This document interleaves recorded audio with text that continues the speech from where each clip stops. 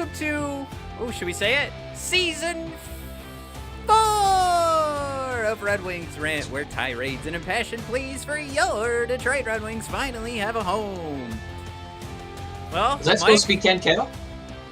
No, it just kind of turned into, I've been watching too much Sonic the Hedgehog, and there's like Tails and Knuckles and Sonic. I guess Knuckles' voice is Idris Elba, so it's pretty deep and manly. But my daughter loves Sonic.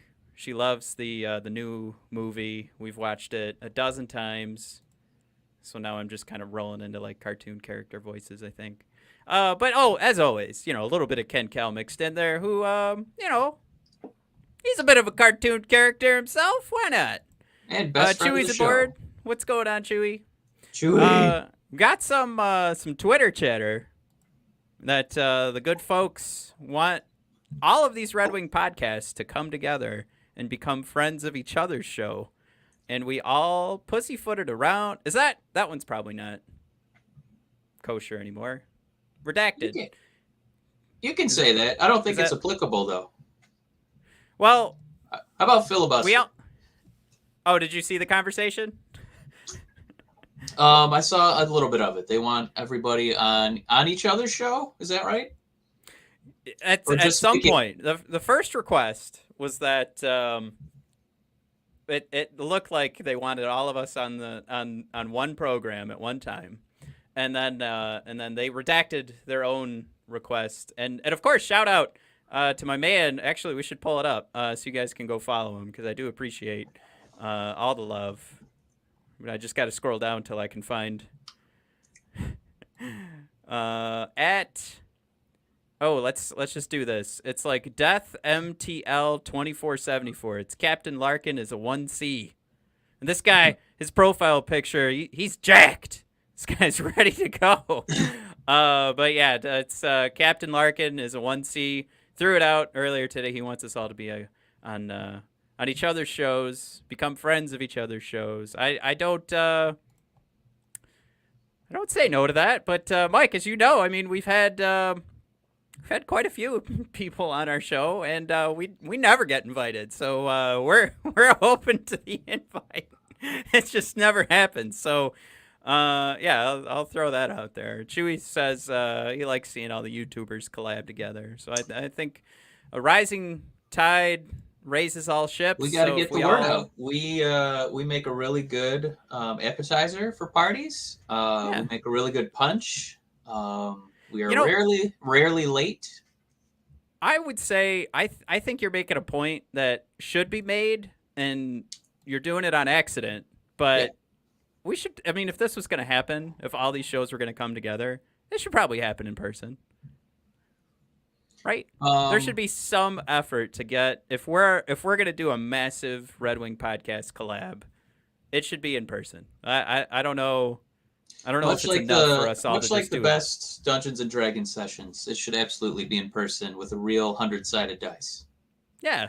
There should be, maybe we do like a watch along. And it'd be much easier to get constant 3-hour content if there's 15 people in one room watching a Red Wings game, as opposed to just the two.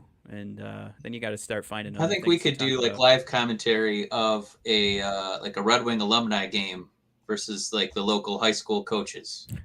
See, now that would be fun. Yeah. Well, I will say, Mike, I use this podcast to get another podcast job, where I'm already working. But you guys can catch that on LinkedIn. That's right. Took 90 minutes of coverage and working with a media guy, knocked it down to 3 minutes. 90 minutes of conversation. A lot of cuts, retakes. Just so you know, your man is experienced. Your man knows what's up. Maybe next time he's got to do a better job vetting for guests. But it's still a good watch. Still a fun watch. I'm glad our media guy himself. I'm glad it's 3 minutes. It'll be easier to sit through, I think. Yeah, especially since it's about title insurance. So. All right. Speaking of filibustering, Mike, we have a lot of Red Wings content to talk about considering Who the Wings play knew? on Friday. On the old Matt Plug Show, we're also going to talk some Red Wing hockey. Hey, Curtis is back. What Curtis. up, fellas? Glad I could catch this live till Dynamite. Well, you know Curtis what, Curtis? Is AEW fan. How about that? How Curtis, did I not don't know that? how you still do it. AEW Dynamite has been it's been a dud. It's been a lot of poo-poo in a row. I don't need another championship belt. How about some sports entertainment? How about some soap opera to my soap opera? There's no story feuds right now. It's all kind of a mishmash of belt fights that doesn't. There's no context. I don't get it. That's why I'm kind of going back to Raw. But either way, Curtis, I'm just happy you're here because he's always here with Curtis, the give me your letting me know my decorations know, are solid.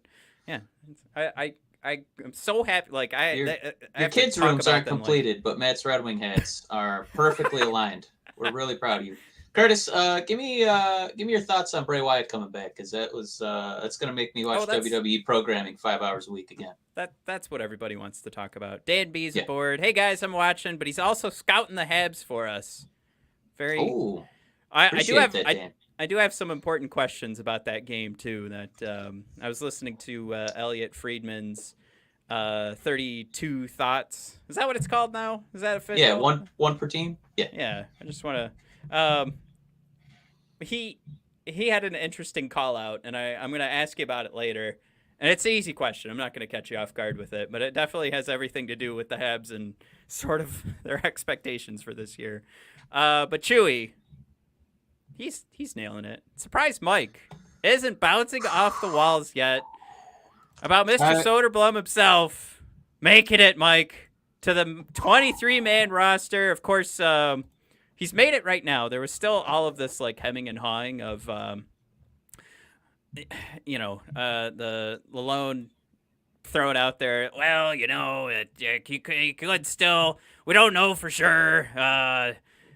We haven't gotten everything filled out. We want to make sure the time on ice makes sense. That's my best. After watching Spit and Chicklets today, that was my Lalone impression. He's not as like grimy, but it just makes sense with the face. But he does kind of have like that. So he's like that coach from Waterboy? No. Home is where the heart is. Yeah. Not that bad. So yeah, Elmer Soderblom. He did his best to downplay it. He's like, I don't know why people are so excited about who makes the team. I mean, nobody makes the team. I mean, there's a whole bunch of different guys. I mean, I don't know what the big deal is. Okay. Tell it to Edmondson, who is going to be tasting some Grand Rapids brew, and he's not going to be playing right now. I don't know. God bless him for trying, but this is a big deal. This is a gigantic deal, man. This is a 6'8" deal. Man, he's already getting power play time. And like I said, I told you, Matt. I told you that he was going to have a job, not just on that third or fourth line, but he's going to play the cream rise to the top. Yeah, he's going to be on the power play. Give him another week. Samuelson or Rasmussen. I hate those S's. I me up every time. Rasmussen is getting penalty kill time in practice. Matt, what if we took Rasmussen, stretched him out, made him even bigger, and made him a better skater? Matt, ipso facto, that player is already on the team. His name is Elmer Soderblom. He could be playing both special teams, Matt. Both of them. And getting regular rotation on the third or fourth line. Probably third line. It's a lot of minutes for that young guy. A lot of minutes. A lot of tasty minutes to learn and win and score. Woo! I mean, all right. First of all, I got to call you out for bringing up Edmondson when we're supposed to be celebrating for a little bit. I'm just saying. I just want to be acknowledged. I want my Roman Reigns acknowledgement that I was right about him getting sent down and Elmer making it. And you were like, no, let's be pragmatic. No. This is my victory, man. This is my victory moment right now. Let's celebrate. I called something. I said this is supposed to be a celebration. We don't need to talk about Edmondson and how bummed we are that either you want to talk about it, you're bummed that he didn't make it, or you want to talk about just the preseason itself wasn't strong enough for him to land. This is coming from the father of a daughter who taught her to take her stuffies and face wash her grandfather with a fart noise. So, Matt, this is my face wash fart noise. I want this one. You can. What do you mean? Nobody's taking this from you. I want this. Yeah. I called out an opportunity for you to celebrate. Nobody's taking this from you. This is my victory lap. I'm so excited. Also, as a brother to brother, I also have to rub it in your face. Just little. Just little. Just give me that. That's all I want. But man, this is a huge deal. I can't wait. One thing we're going on Friday. Man, we're going to be on the drink rails watching this 6-foot guy. He'll be able to high five us. He's so big. One thing we got to do is bring up maybe our teams that we drafted here. I think that'll be good fun. Jared, I'm going to push back on that. Just a friendly reminder to everyone. Jared says, I had a chance to draft Elmer in fantasy. False. Elmer was not an available player. Yeah. He's not. I checked multiple times. And I put in a waiver bid for him. I checked every hour for the past 3 days. And as soon as he was available, I put a claim in. So if somebody got that ahead of me, I'm going to be livid. And you're going to get some ridiculous trade offers where probably my best player for Elmer. So just putting that out there. Yeah, whoever gets him first, I mean, go for it. Be prepared to have Austin Matthews on your team because I want Soderblom. I want You know who's probably going to have a good shot? Ketzel, because he drafted late, and I think that's they'll go the opposite order for the waiver wire to start. So Ketzel might have a good shot at it. I don't think Ketzel's here yet. Dan B thrown out there. You guys aren't old enough, but I remember when number 85 was Peter Klima. And then Chewy throw it out there. He remembers Klima. I think, Mike, that Dan B, you're right. You nailed it because that's a name that our father had to teach us and tell us about, sitting around the old campfire. But Mike, I think again, this is a celebratory moment. Did you actually read the quote here, Mike? Did you actually read the quote from Elmer? Well, this guy, he's like the most professional player across any sport. Well, because he's still self-effacing and humble. And Matt, you brought the quote for people just listening. I was very happy and honored to still be in the lineup. Took it as a positive thing and took energy from it. I'm just going to keep working. Wow. So Matt, even he hasn't taken a victory lap on Elmer making the team. He probably just took a lap just to get some more skating in. But yeah, I don't know, man. This guy is he's really impressing us. This hockey play, now his attitude. His team's in good hands right now. Well, let's start bringing up some of our slides here. We got our first look now that we have our 23-man roster. We got our first look at some practice lines, and we're coming up to Friday. No surprises on lines 1 and 2. Well,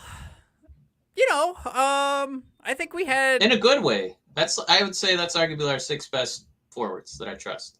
I think we had some conversations about Perron. Maybe that was the spot. Like now we know what it is, but we were talking about trying to fit in a Kubalik, a Zadina into that spot, and of course we even talked about Bergeron, who is down in Grand Rapids. By the way, I get to brag a little bit here, Mike. We're going on the 14th to the Wings game. Guess who got Griffin's tickets for his birthday? From his wonderful, beautiful wife, and she's gonna waste her Saturday night away from the kids watching Griffin's hockey. She's fantastic. Are you gonna put him on StubHub since Elmer's made the team, or you don't really need him now? Yeah, now you can just go to Red Wing games. It does mean I'm gonna miss a Red Wings game that night, so it's. You should have put the Athletic on your wife's phone so that she would have known ahead of time that Elmer made the team. Then, she could have got rid of those tickets, got another Red Wing game. Should be pretty fun, though, checking out Bergeron, Edvinsson, and Kosa, which I also thought was some pretty big news that I don't know. I think we were going back and forth on that. I guess I could pull this away. I do want to talk about him, but let's get through the lineups first. Oh, fine. Whatever. Yeah. All right. So talking about possibly, where was I? Bergeron, and even Soderblom hitting the second line just for funsies. But it is Perron. And we were talking too, like, let's move Perron down the lineup because we need him on the power play. He can get his minutes on special teams.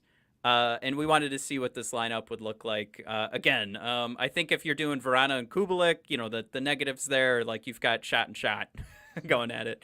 And I got to call out too. There was a question earlier, and I loved Curtis's answer. And I gotta find the question first. Logan throws out there, what free agent players that we got in the offseason will score their first Detroit Red Wings goal on Friday night against the Montreal Canadiens? And we got Curtis's answer here because I feel like I'm patting myself on the back a little bit. Oh, yeah, look at that Kubi Ruby. Curtis, huh? Logan, I vote a Kubi Ruby. And of course, Kubalik down on the on at least somewhere in the bottom 6, right? If we could agree, that's our top 6 is Bertuzzi, Larkin, Raymond, Vrána, Copp, Perron. I can't look at these other 2 lines, and again, the extra men are Zadina and Suter, who don't necessarily have a line. They're being mixed in and out of these other 4 lines. But the bottom 6 are Soderblom, Rasmussen, Sundqvist, which is going to be one hell of a bruiser line, potentially. And then Erne, Veleno, and Kubalik, which you could make the argument there is possibly some more scoring potential on one line or the other, depending on the night, depending on where the magic lands. So I'm just calling that the bottom 6. I can't rightly look at Söderblom, Rasmussen, and Sundqvist, even though, and if I was playing the video game, I'd move Kubalik up, Sundqvist down, boom, there's your third line. But this is what Lalonde's doing, so, or Lalone, I don't know. Lalone. Do we say Lalone? Like We're saying Lalone. Like he's getting a loan down in Mexico? Like if, I don't know, that was bad, wasn't it? I mean. Well, I made a sound. That got enough. That got a reaction. Maybe not the reaction you wanted. The question though about who's going to score the free agent acquisition. Jared going Kubalik, Murdoch going Kubalik. Man, if you are a gambling man, bet the over on Red Wing goals. This team is just starving. They can't wait for this season to start and feel like they have a real chance to do something. I would be stunned if we got like under 5 goals. I remember how we came out really hot. Was that Tampa last year, game 1? Yeah. Even in a losing effort, and we were just coming out just hungry dogs, just flying all over the ice. Was that like 7-5? Or no? Did that go to overtime? That was Bertuzzi's coming out party, and then remember Larkin got punched in the back of the head and he got ejected, and that's when we lost.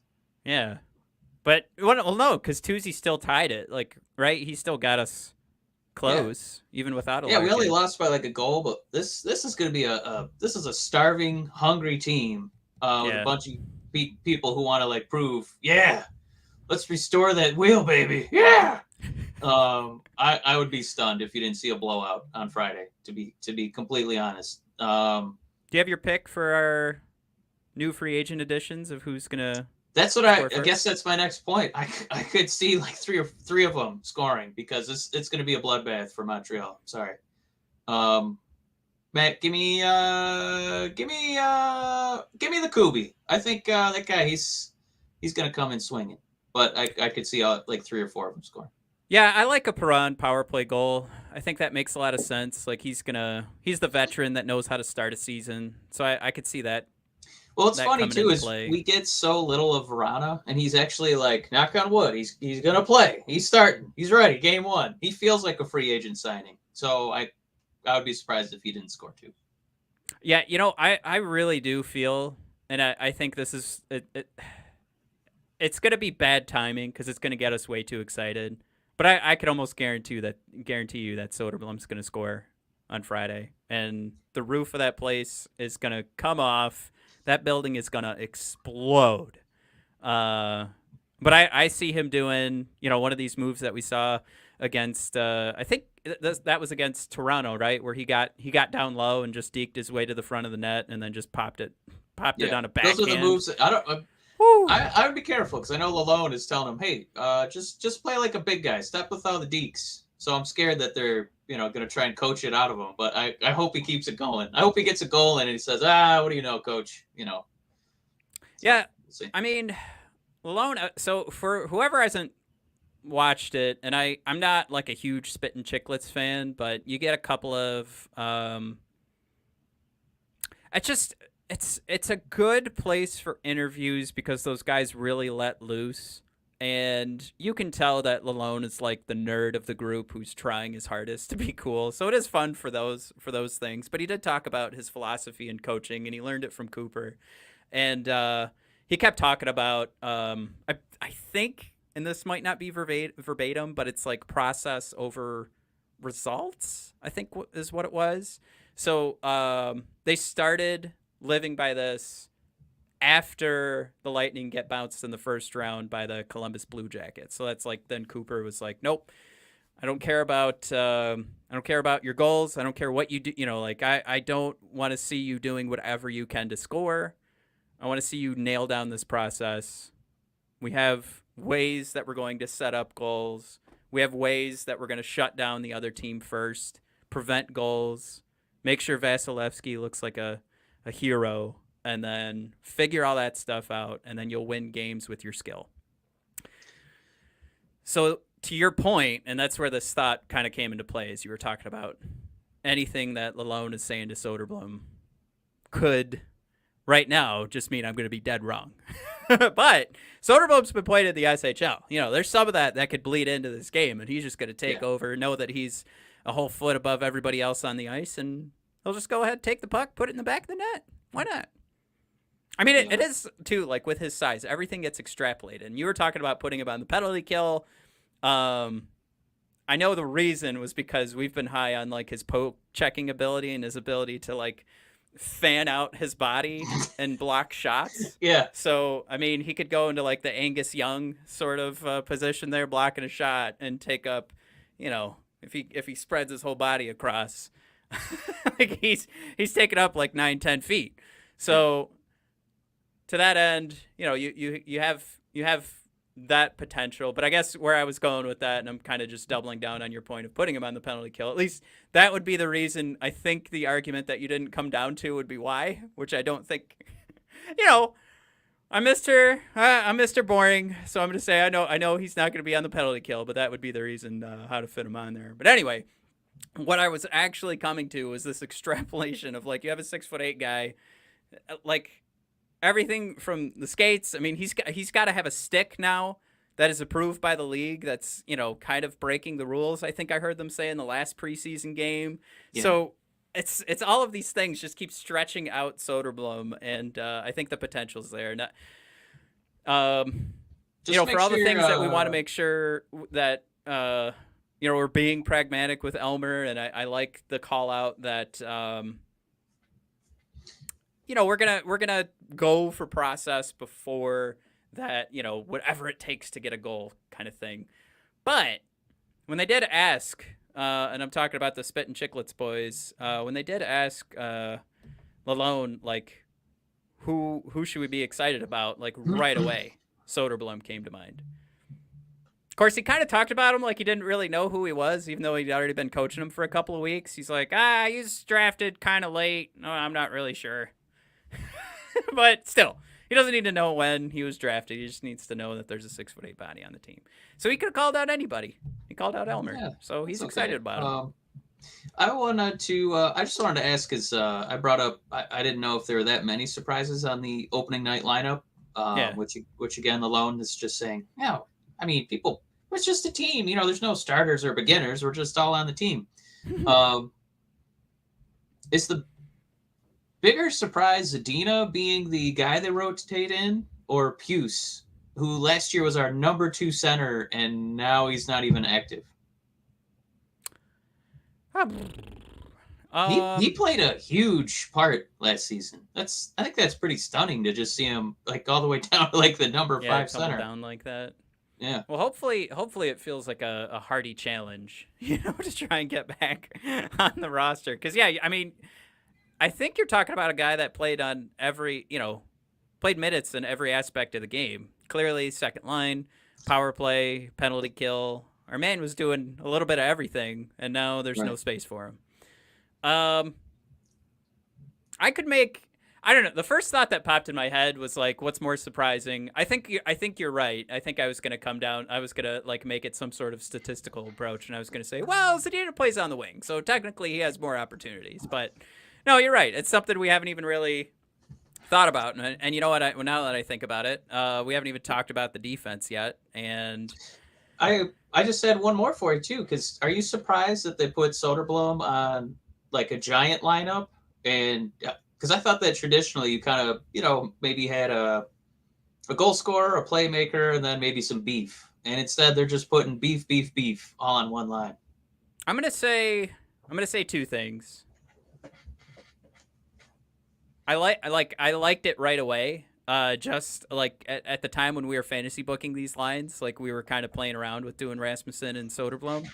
Yeah. But I also want to point out too, like that fourth line could easily take Suter, but I think they keep saying in their post practice press conferences that none of these are set in stone, except for probably the first and second line. But even to that end, they say none of them. So maybe just the first line, since we were even calling into question like Perron on the second. So I'll say that. I'll say I'm happy that that's what we get to see. But I'm also, I don't know. They just kept saying like if we get to Friday and it feels like there isn't time, and they kept calling out Veleno and Soderblom, like if they're not getting like that extra special teams opportunity, then they're going to get sent down to Grand Rapids because they want these guys to get minutes. And you're talking about 2 games this weekend where Soderblom could be getting minutes, as opposed to if they think he's going to get third, or if they think he's going to end up with fourth line minutes and not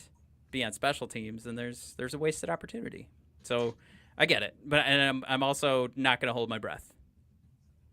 I think the other thing to kind of think about is Perron is obviously in a prominent spot of the lineup. But I think in years past, I would kind of transcend it into like other sports where it was like, if you had an instance where you had like an aging vet on your team and you're a garbage team, you kind of like, you're kind of the best we got, so we need you every night. But there's so many guys who you could call up just for a cup of coffee just to give Perron a break, so he's never ever playing like back-to-back nights, or if like it's a long travel. I mean, he's a 34-year-old dude who's really long in the tooth. I feel like as much as my inclination is to like rotate guys out like Sundqvist or Veleno to put in like a Suter or a Zadina, I think Perron could actually be kind of a likely guy who's going to responsibly get a lot of nights off just to kind of like maintain his energy level throughout the season. So I think that's also kind of a nice luxury we have with kind of the flexibility of these extra guys who are going to rotate in and out. Yeah, I think another part of the conversation too is just going to be his body might force some time off too. I did want to call out Eric is aboard. What's going on, Eric? He's of course says hi everybody. Hi guys. Chewy calling out Erne over Zadina. Yeah. I mean, as much grief as we joke tongue-in-cheek give Erne, he had an outstanding camp. He had an outstanding preseason, so I don't... And then Lalone called it out himself, so it was tough. He's one of those guys, like Lalone is a Stevie guy apparently, as he brings him from Tampa to Detroit, and Erne was one of those guys too. So I don't know. Blake 1991 throws out the only reason, Mike, Soderblom is on the list is in case Sundqvist doesn't dress. It's obvious. Blake, come on, man. They're on the same line practicing. Let's just cut it out. What are you doing? Yeah, I don't know. That comment. Dan B does throw out there Sundqvist didn't skate in any preseason games, so he's a bit unknown. So I can respect that, but I do think Dan B, I'm going to take that point. That's the one that has the biggest question for me, because the way they set up the bottom 6, it looks like they rewarded everybody who had a good camp or preseason except for Sundqvist. Not just because he was a neutral. He didn't really he wasn't there. So Zadina, didn't he end up with like 5 or 6 points in the preseason too? I mean, he looked pretty good except for that. Everybody looked like crap in that last game against the Leafs, but that's one of those things where somebody did not care that Zadina had a really good looking preseason. So yeah, I don't know what to do with that. That kind of told me, like, before we saw any of these practice lineups and we saw that Zadina was the odd man out. You were asking earlier too, is Suter the bigger surprise?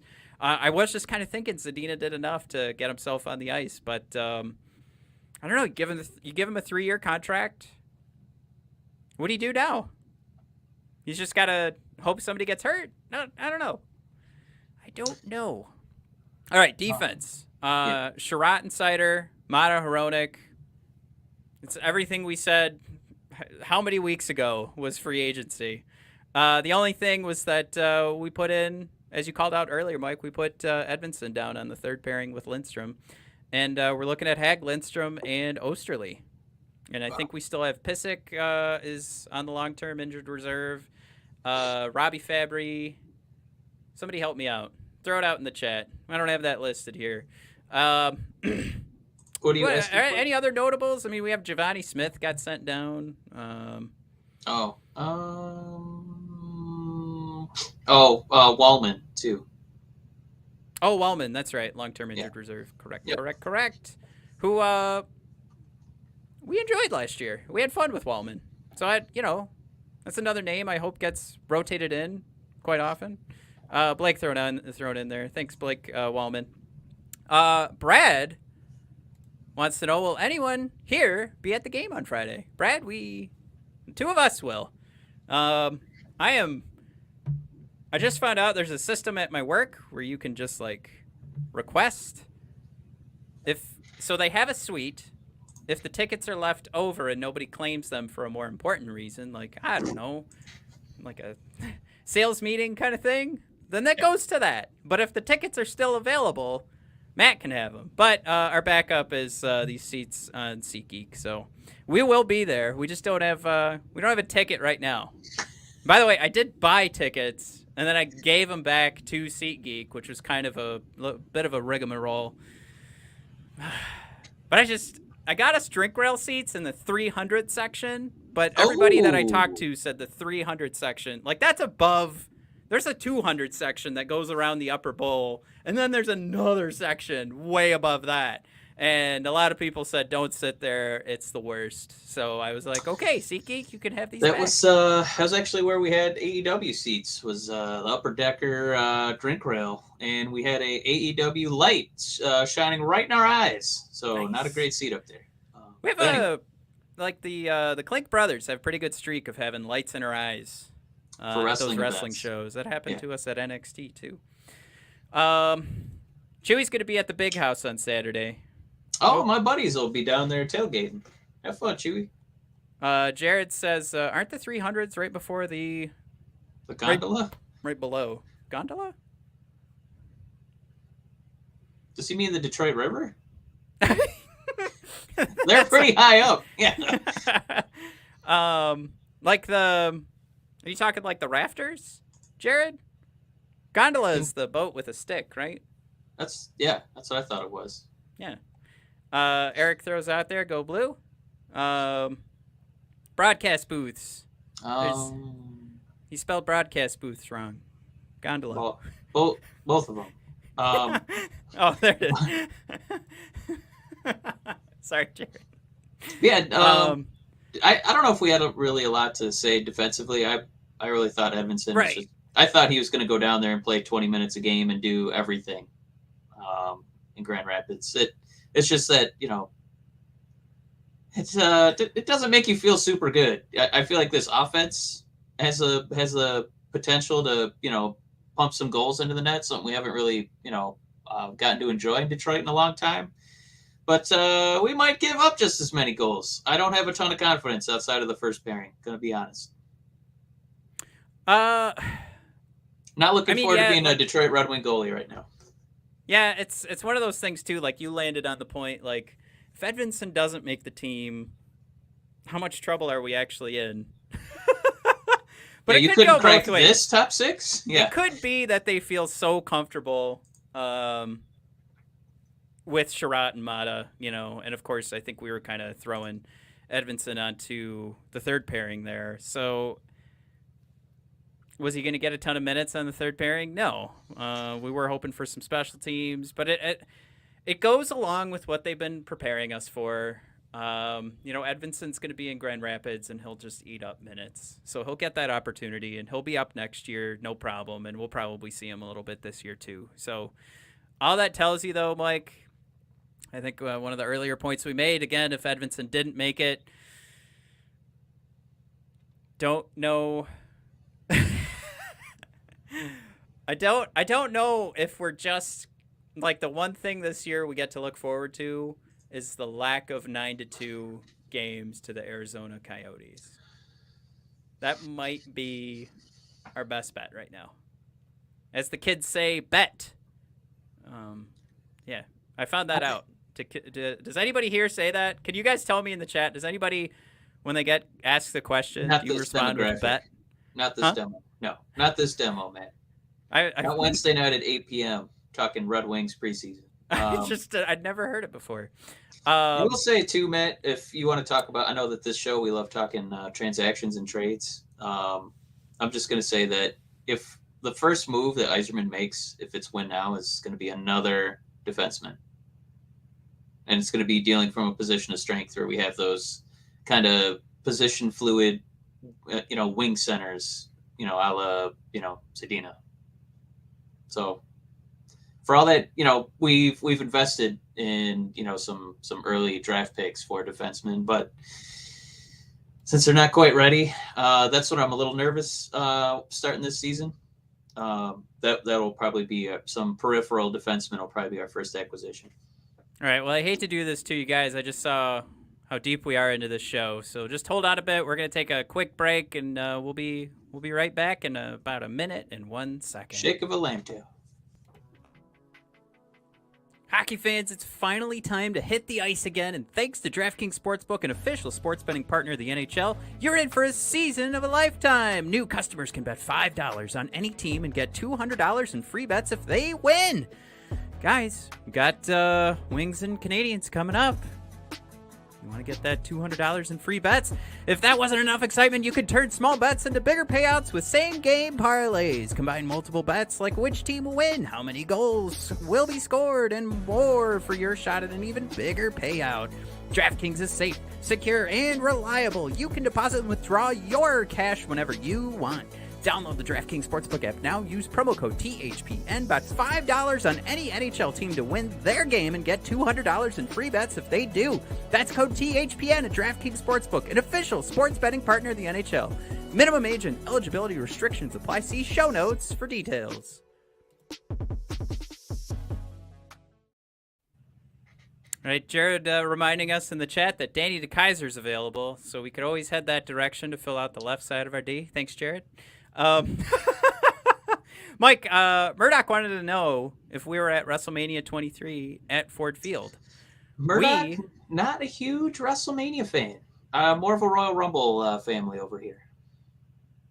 Well, I was going to say, we participated in all the local festivities. Like, we hung out at the mall and got autographs and pictures with Farouk and we did meet Ron Rob Van Van Dam. I forgot Dam. about that. Remember we thought we met Kane, but it was, who's that guy with the green tee? Snitsky, the guy who punted the baby. Yeah, we thought it was Kane. It was the baby punter. Right. So we had fun there, but that was like, so we kind of stopped watching wrestling, and then we came back like a light return because of WrestleMania 23, and then we were like all in after that, like 4 years later? I think then we started watching regularly again. But yeah, Eric mom and dad couldn't stop us from getting pay-per-views. Not anymore. Ha ha! Thank you, WWE Network. Eric was at WrestleMania 3 at the Silverdome. Wow. I know. Holy mackerel, Eric. That you old, bro. Well, man, I wasn't gonna say that. What the hell? I was. You old, bro. You old AF. What was that? Kevin Hart. Remember Kevin Hart and Don Cheadle? Yeah. Damn. Damn. No, man, I meant, damn. Damn. That was a good bit. Oh man. All right. Now Jared threw out Danny DeKeyser. Dan B throwing out Chikrin. Oh. Now my only pushback is Mike said he wants to deal in a position of power, and I don't want to. I'm just saying it's gonna. Well, go ahead. Well, I was gonna say, like, Arizona still holds all the cards. They do not need to move Chikrin at all. So I think they want to. He wants to, but they don't. They can wait. They can just. They take on crap contracts all the time. Like, they can hang on to their guy until they get the deal that they want. And I think it was like last year, it was like at least 2 first-round picks and a guy that could play now. And it was like I think a lot of people, their reaction was like, good gravy. Like, this guy had one or two, like I think we all agree that Chychrun's going to improve whatever position he takes on whichever team. But, man, kick in the nuts for how long that'll hurt you. If Chychrun gets hurt or anything negative in that regard. It's just one of those things, like right now, to Mike's point where you want to make sure that Stevie is dealing in that position of power. I like that. That would be out of that position, but that's not to say that Arizona isn't at some point going to get desperate or find out that nobody's going to come close to their asking price. At which point, I believe that's when Red Wings would more likely get involved, right? Yeah, it would be an NHL level wing, I would think, and a draft pick. Eric, my man, 61. All right, Eric. My man. If anybody right now in the chat can let us, well, how are we gonna believe it? I don't know. Eric, I'm gonna send you a T-shirt. I don't give a crap. You're getting a Red Wings Rant T-shirt. Can you just email us at admin@bodpodcast.com and we'll send you one. Why not? I can't. You revealed your age to us. But you do need to hold up a picture of a copy of the newspaper from the day you were born. I know that at some point somebody gifted that to you. Baby holding it, right? Yeah. So Max threw out there today the PK drills. Larkin and Copp. Larkin back. Excuse me. Back on the penalty kill. Was that really loud? No, but it was startling. Okay, that was my dad's sneeze. Larkin back on the PK. Well, it sounded more like a Ralph. That's what made me make that face. But go ahead. Yeah, Larkin, Copp. Cider. Yeah. And then Rasmussen and Sundqvist with Mata and Roenick, and then Veleno and Erne and Hagen Wallman. That's just. I don't think we need to concern ourselves with that one too often, but we're getting the reps in. Yeah, go for it. How did Rasmussen make it? Just taking face-offs because he can't skate. Well, he doesn't need to. He's in one spot. You're on the PK. You're not running back and forth.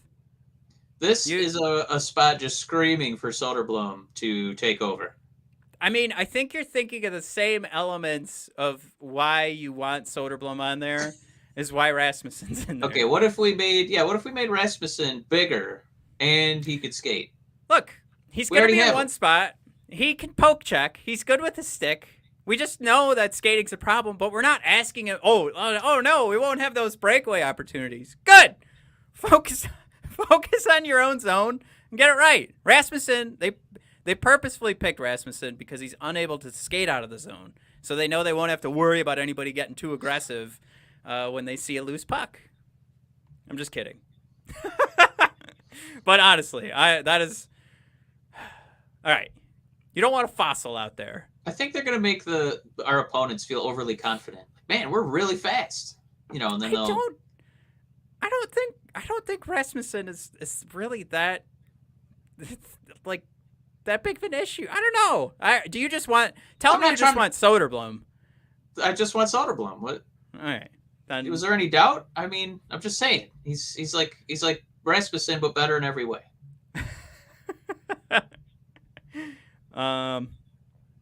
I mean, I'm not upset with these. I'm pretty stoked that Larkin is back on the PK. It kind of goes to some of the conversations we heard in the offseason where, was Steve concerned with some of the loss on the defensive efforts of Larkin? And I think more or less that's more of a conversation on like the production side of things. I mean, there were just more points, more goals given up while Larkin was on the ice than previous seasons. So I think this is all part of that effort. This is all part of that game to make Larkin the stronger two-way forward, even though I don't think he was weak at all last year, but this is one way, can get back in there. This is gonna make Larkin, I don't know, how do you want to put this? You get those reps on the penalty kill, and it has nothing to do with you like, oh, no, I'm going to improve my defensive side. But this is the team, this is the coaching staff leaning into Larkin. This is where your focus is. Maybe even back to like that process over results. Like like talk about Larkin was putting more pucks in the back of the net, and he I loved when he would just flip the switch and go God mode, and he's like, nope, I'm deking through everyone and scoring a goal right now.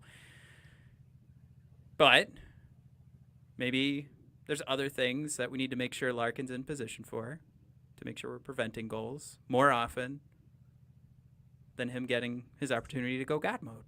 But anyway, all of that I think is still good. I think it's all thumbs ups.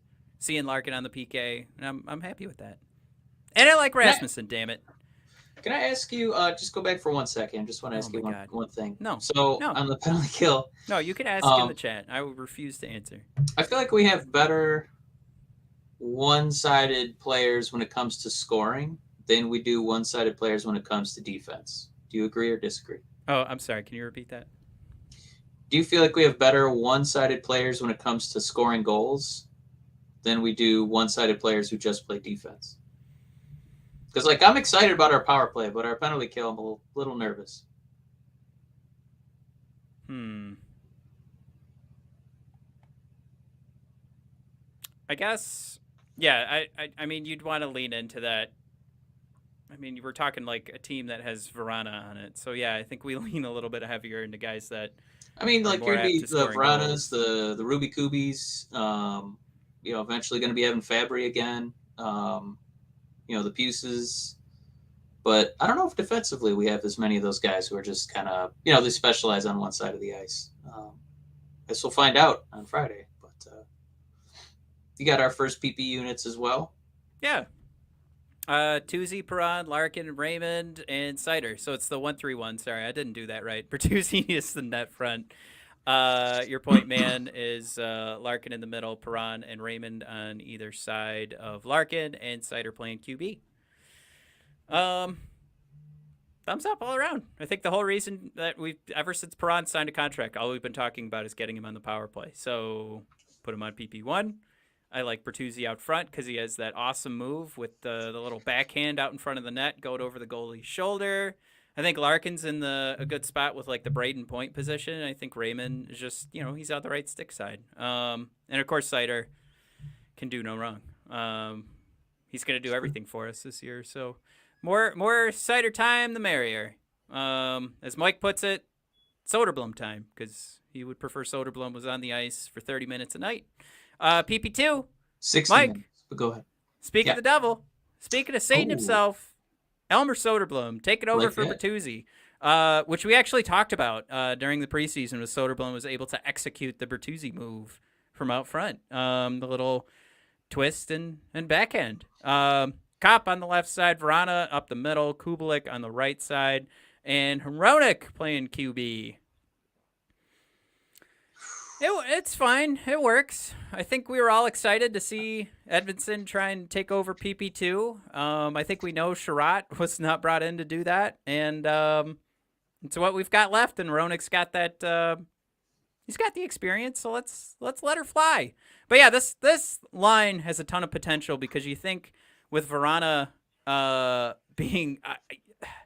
being option number one, but Kubalik being option number two, or we saw a couple of Kubi Rubies during the preseason where you see how much damage he can do if we could just get the puck to him, even as far back to the blue line on the power play. As long as he gets that opportunity, you have that potential for a goal. So, I really like PP2. I like Soderblom having that size and being able to push the puck back out to the point and having that good option in Kubalik. And then, of course, Vrána.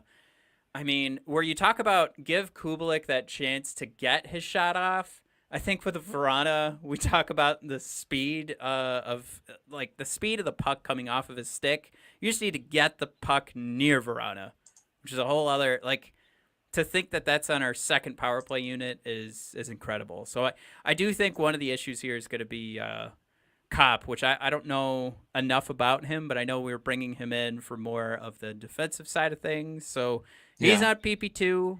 I'm not complaining about it. It feels like by default. Yeah. Yeah, that's a great way to put it. Who else were we going to put there? So yeah, I mean, he's a centerman that we trust, but yeah, I don't know if the playmaking or the goal scoring is really there. And man, just looking at Hronik, I'm just going to say it one last time. Well, maybe one last time this episode. Wouldn't it have been nice to have Klingberg right there? Yeah, but that's a last season conversation. That's not even close to being in the cards.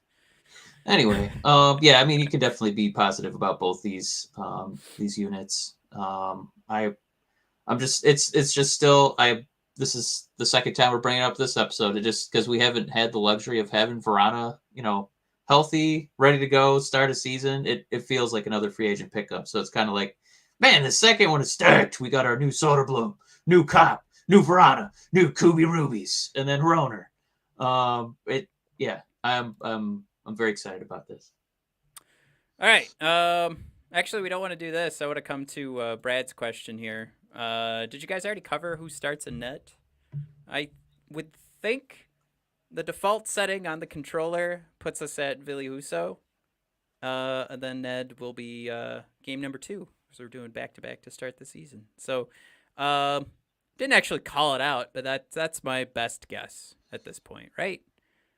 I tend to agree. For me, I know we talked about how tough it was, like with Grace, where it felt like Nedeljkovic never really got a night off. But now you're kind of battling a different mindset where it's like you're under that pressure where, we're trying to split the, goaltending opportunities. But also, if one of you plays a little bit better, we'll give you some more games. So it's like every game, oh, man, I better not screw this one up because I want to play the next game. So you want to be perfect that night. So yeah, a whole different kind of pressure for Nedeljkovic to figure out. But yeah, it's nice that he has real competition, for his teammate there. So yeah, probably by Ville, and then we'll see Nedeljkovic. Oh yeah, Craig. I'm going through the comments here. Craig just kind of agreeing with us. And he does throw out there he hasn't heard if anybody is official for game number 1, game number 2. I wonder if they go Ned because that's the home game. We have good feelings about Ned. Dan B throws out there back to the penalty killing conversation. Having Larkin and Bert not killing penalties because we have Perron, Ras, Veleno, they can do that. And it would result in Larkin and Bert being fresher and getting more offensive production for us. Well, I think Larkin's going to get a lot of PK time, though. Yeah, I guess I'm just doubling down on Mike's comment. I think it is going to happen, and I agree with you, Dan. Like, that would be, I don't know. I'm going to say that would be another way to do it. We didn't see Toozy on that list, so Toozy's going to be fresh for the offensive side. But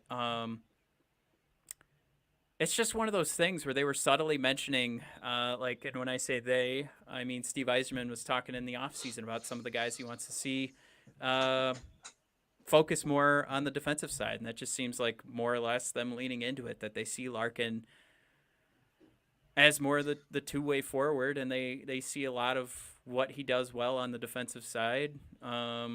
They want to give more time to it. They want to invest as many minutes as possible. I think that's one thing that we've been hearing a lot from this organization is just focusing on either giving the guys the right minutes or just, trying to give these young guys as many minutes as possible. But if they see something in Larkin where they're going to get the most out of them, like if it's about playing that game of like, you will get offensive production, but we want to limit as much on, I guess, as a penalty killing unit, we want to limit as much just on the defensive side. Then maybe the more they put Larkin out there and having him focus on the defensive side, maybe they visualize the future being a better overall plus minus. You know what I mean? Like overall, we will have more goals, or it'll result in more goals than goals given up for this team. Is if they make Larkin or they force Larkin into this position of you're going defense first, my man, or maybe just 50-50 is a better way to put it. But either way, I'm not really I'm not teaching anything. I'm not saying anything new. I just think that's because they kept subtly calling it out. So I think that's where they're coming from with this decision to see more Larkin on the defensive side. But go ahead. Well, I mean, obviously, elite defenders are going to help, right? But one thing that we, really miss is, like when the great Datsy, as I used to call him, he would kill penalties. And it's not just that he was excellent at it. It puts a lot of pressure on the other team. Like, oh man, if we give up a turnover, this guy's going to get a goal. And I still don't hate, I get your point with, giving him a little bit of a rest, Larkin, but having him out there is because he's an all-world skater. Like he's one of the best in the league. Having him out there and having that pressure that if you screw it up, he could go on a break and get a goal. I just think that's such an important thing to include. And as much as I, like having all those defense first guys, I do want to at least have some sort of option. Should we, force a turnover instead of it just being a dump on the other side of the ice? Strategically, if you can get a, scoring opportunity out of it, I still like the idea of Larkin taking that role. Murdoch thrown out there. PP2 is going to be sick. Bet. Thanks, Murdoch. I was hoping somebody said that.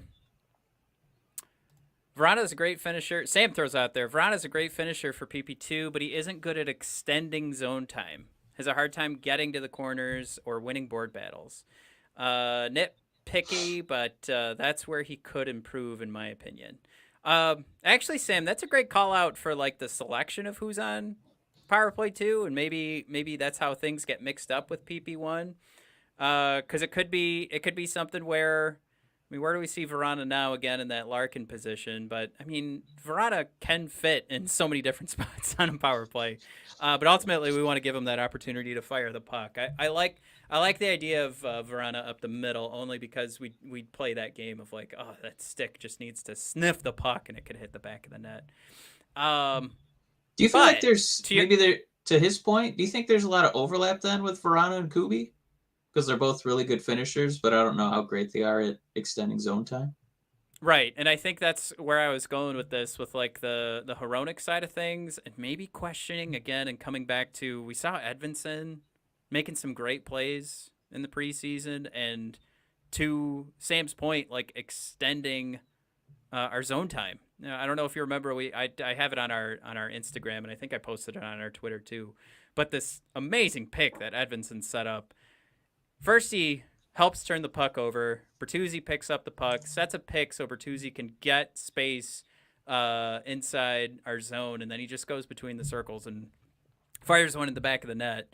And that was something where Edvinsson showed that unicorn ability that we were, told we could expect, where it was like, I'm going to move enough to get in the way of the Maple Leafs, jar the puck loose, get Bertuzzi the puck, but he's also aware enough to get in the way of the Maple Leafs defender without getting an interference penalty and giving Bertuzzi that opportunity to score. So it's one of those things that we've seen Hronek not do that.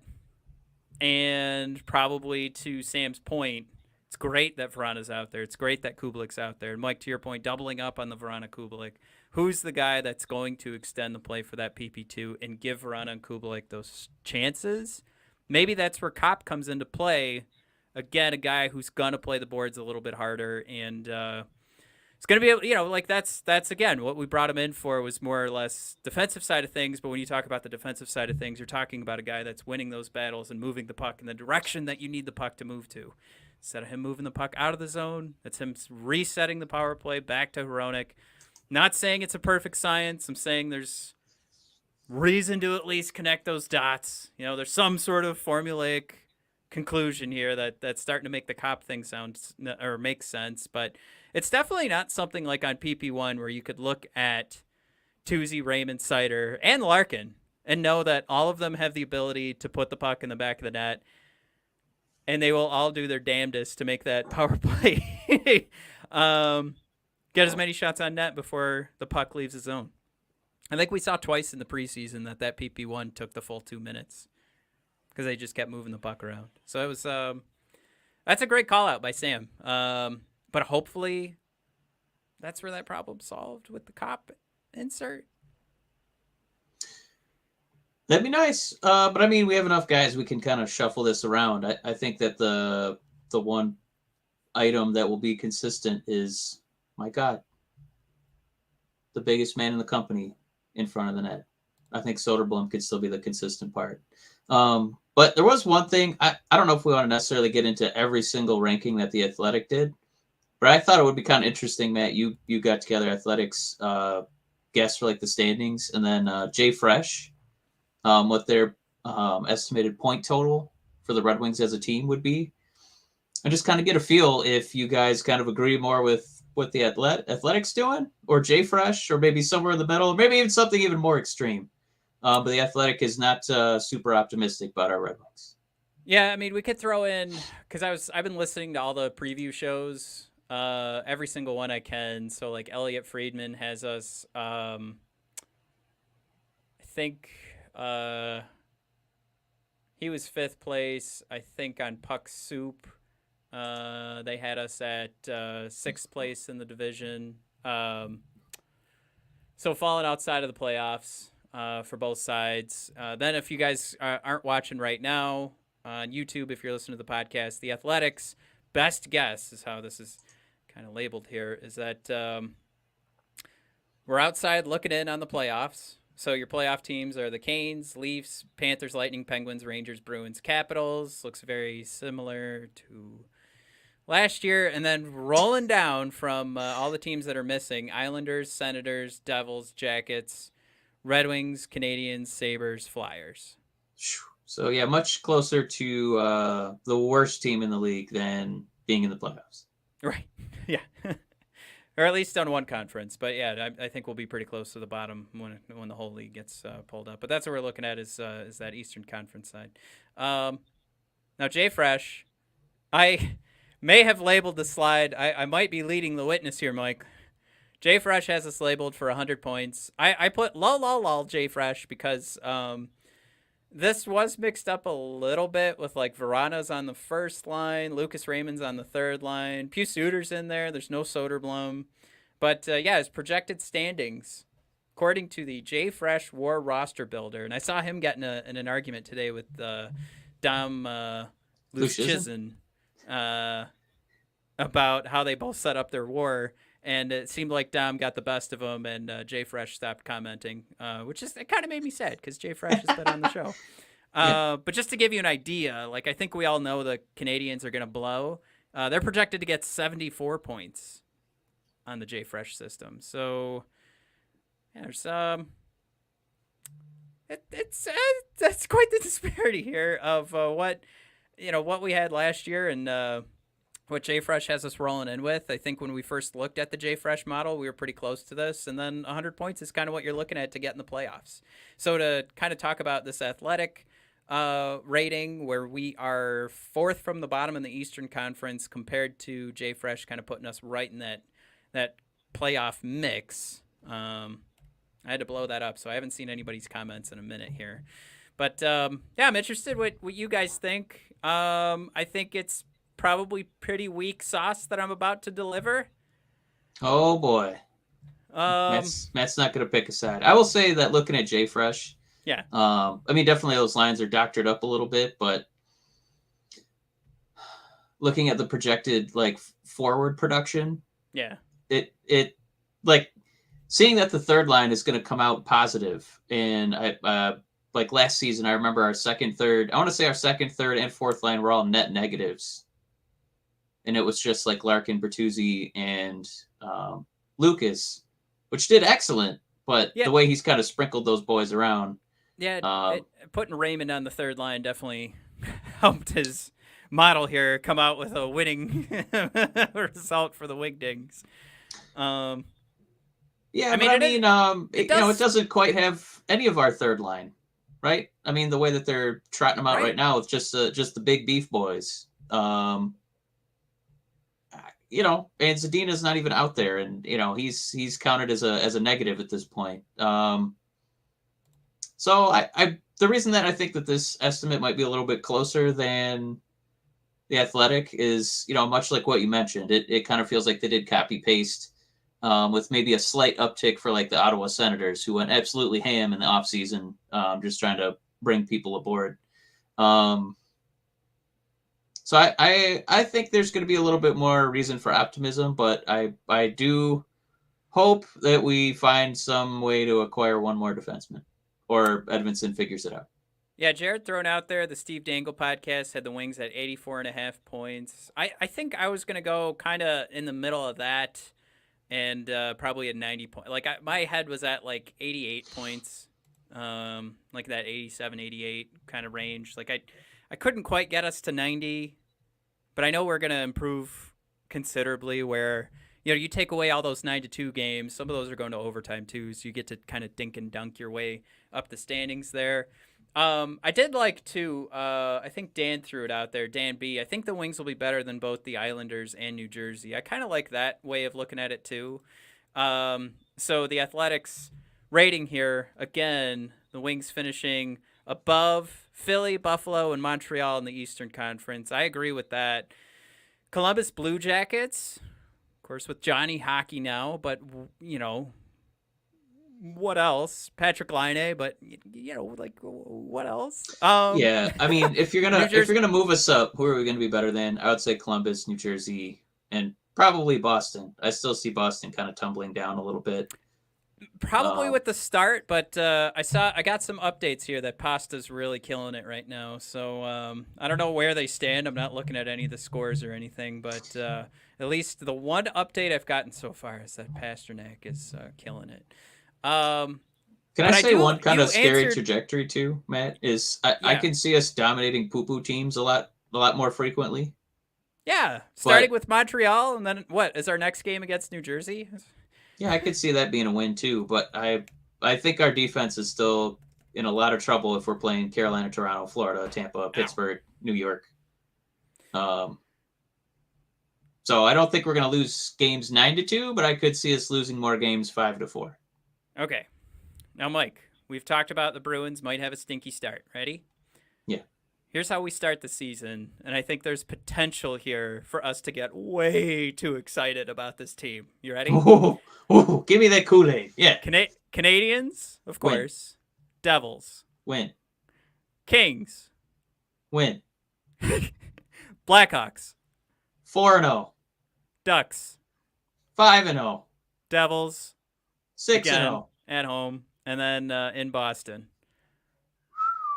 And then, why not? But Minnesota, it's fine. They'll be a playoff team. That would be that game where it's like, let's say we start, and I know we're being silly right now. I'm calling this out as like, oh my God, we have so many crap teams to start the season.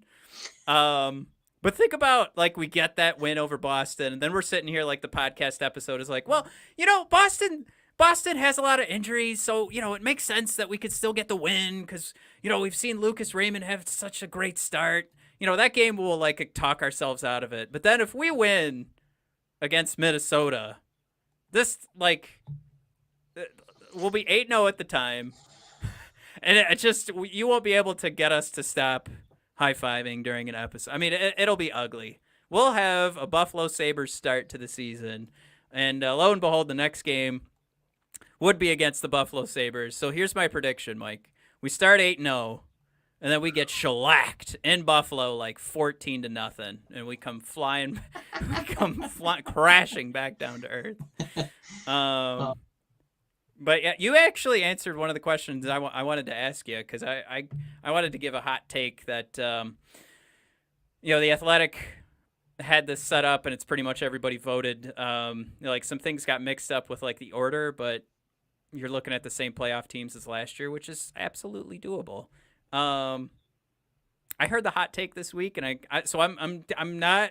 This wasn't anything I thought of, but they called out Shesterkin, and they said how much the Rangers needed to rely on him. So I was going to ask you which team would fall out of the playoffs.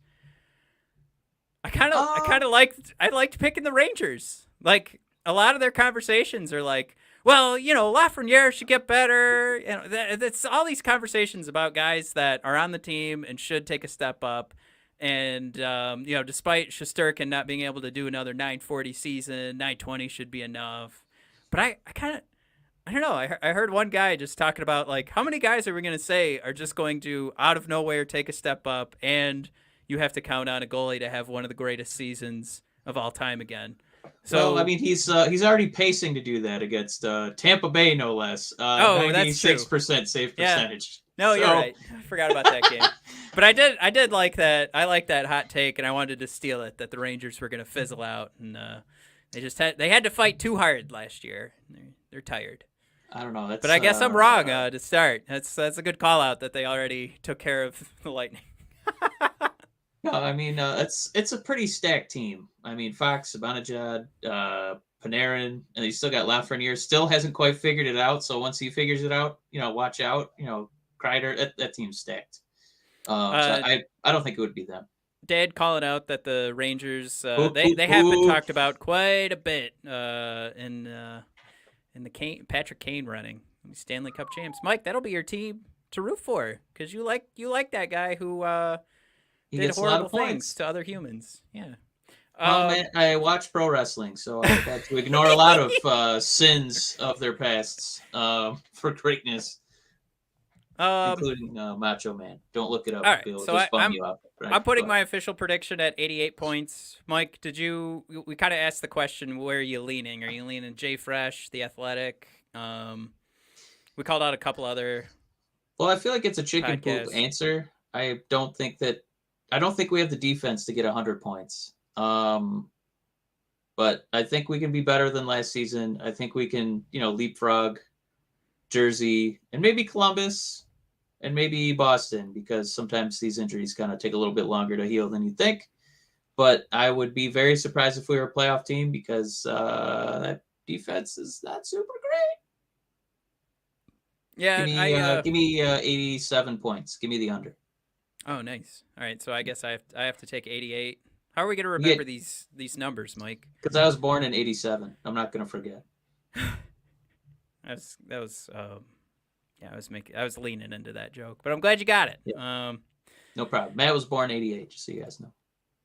Holy God Almighty! Who snuck that one in there? All right. Dan, we gotta start wrapping it up. We're at an hour 12 minutes, man. Yeah, Dan B's got 88 points. Chewy's got 86 to 90. Mike, any hot takes for the Wingdings? Just generally? Yeah, for the season. Give your Soderblom puts up 45 points. Woo! I'm on fire over here with that sizzling take. I didn't want to say 80. He's got to get his feet wet a little bit, but 45 I think would still be a victory because that means he's on the team for an elongated time. He's healthy. He's in a position to score goals. He's not just in a defensive role with the other big beef boys. So yeah, give me 45 points. I think we'd be happy about that. The Red Wings will finish ±5 within within zero goal differential. Wow. Did you just throw me a ghost pepper? What a hot take that was. No, come on. That's a huge The people will be clamoring about that one. ±2.5. How hot is it now? Whoa, those ghost peppers are right in my eyes. Oh, no. All right. Let's do, Vrána, 40 goals. That would be stunning. Okay. That would mean most of a season has been played by Vrána. Dan B, Rasmussen with 25 goals. Dan, I don't think that one's that far-fetched. I'm going to give it a hot take because, right, that would be obviously a career high for him, but I think he can do it. Veleno going to get 25 goals with about 14 games played this year. Jared, that is a hell of a hot take.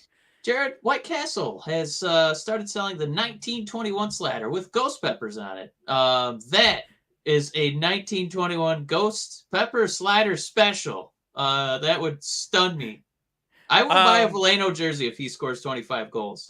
How many of those are in Grand Rapids, Jared, just to throw... Oh, Matt! Got him. Sam says Bertuzzi's on a 40-goal pace. Now, is your hot take that Bertuzzi at some point during the season hits a 40-goal pace? So he scores against Montreal. Oh, my God. All right. The next night, he tears his ACL, and he's still technically on a 40-goal pace. We're getting tinderhot.xyz in the YouTube comments here. Oh, no. Tinder. I apologize for anybody that wanted to check that out. I just blocked him from the comments. Oh, I was hoping to meet love. Yeah. Red Wing love. Hot, not just Tinder, Mike. Hot Tinder. So you have to be hot to get in there. How are we gonna get in? That's if not they're fair. vetting, yeah. Is it just? Do I have to use a picture of myself? The sausage party that is Tinder hot. Jared, Ned with 2 empty netters this year. Oh man. Craig Cider wins the Norris. Oh my God, you crazy man. Chewy 1921 slider sucked. I had 2 yesterday. Slider. Oh my God. Chewy, did you do a ghost pepper one, or did you do the traditional yellow square? What is the 1921 slider? They put like grilled onion, lettuce, and tomato. Oh, why would they do that? Gross. I thought it was pretty good. I was also blinded by the ghost pepper cheese, which they brought back. Brad, you know you made it when you start getting those Tinder links.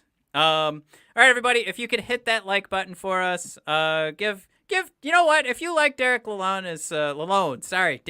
as our new Red Wings head coach, hit that like button. Why not? Right? If you like Elmer Soderblom making the team, hit that like and subscribe button. If give us a 5-star rating on Apple Podcasts and tell us how excited you are for the Red Wings season in your comment. If you just like a good block of cheese, leave us a positive review. All the audio platforms, and if that picture of Derek Lalonde just kind of creeps you out just a little bit, just like and subscribe, because there's going to be more where that came from. All right, look at him staring at Adam Erne. Just loves it.